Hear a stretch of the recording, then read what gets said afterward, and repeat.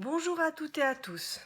On continue notre raisonnement. Je vous embarque avec moi pour la suite, comprendre pourquoi en fait avoir conscience des choses, ou du moins les comprendre ou penser les comprendre, ne suffit pas pour aller mieux. Donc je vous ai parlé de la dimension inconsciente des choses dans la précédente vidéo.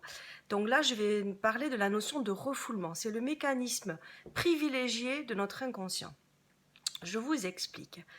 Le psychisme, c'est comme un tout où il y a une partie consciente, une partie inconsciente et d'autres éléments. Je ne rentrerai pas non plus dans des détails trop précis. En fait, l'inconscient, c'est comme un coffre où on met dedans toutes les choses qui nous sont insupportables. Notre psychisme fait ce tri-là.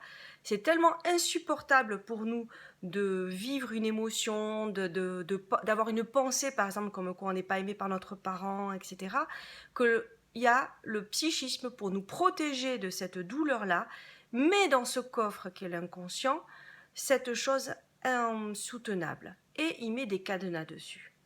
En fait, du coup, on continue à survivre, puisqu'en fait, les éléments douloureux et cadenassés dans l'inconscient de notre esprit, et du coup, c'est comme si tout se passait comme si nous n'y avons pas accès consciemment.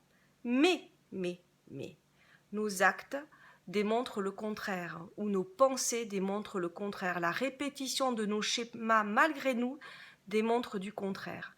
Donc tout le travail psychique, c'est d'aller défaire ces cadenas, d'aller dans ce coffre-là et faire en sorte de les ouvrir pour que la conscience devienne la plus vraie possible pour nous, même si elle est insupportable. Le mécanisme du refoulement, c'est faire comme si on oubliait les choses. Mais ce n'est pas le cas. Il est très difficile de vivre nos émotions douloureuses. Et on a tous peur de cela. Mais c'est dans ce travail-là que nous arrivons malgré tout à parvenir à aller mieux. D'où l'intérêt d'un travail sur soi, par quel chemin que ce soit possible, et de nature propre à chacun. Il n'y a pas forcément que la thérapie, la psychothérapie, il y a des thérapies corporelles, il y a du sport, il peut y avoir plein d'autres choses.